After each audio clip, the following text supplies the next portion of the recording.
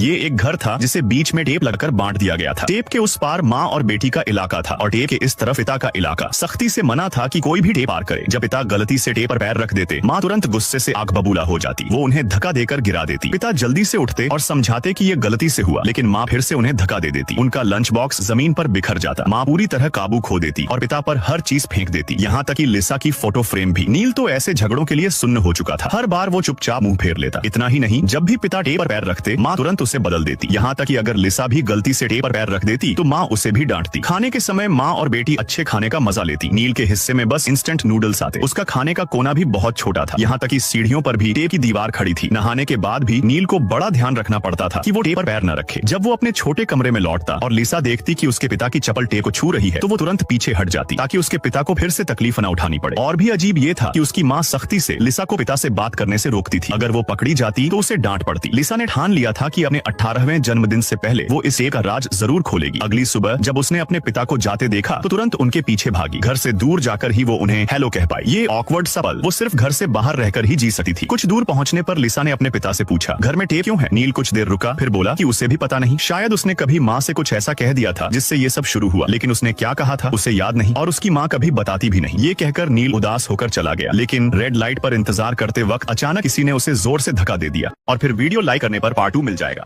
और अगर full movie देखनी है तो कमेंट वाला ऐप डाउनलोड कर लो और पिन वीडियो देख लो।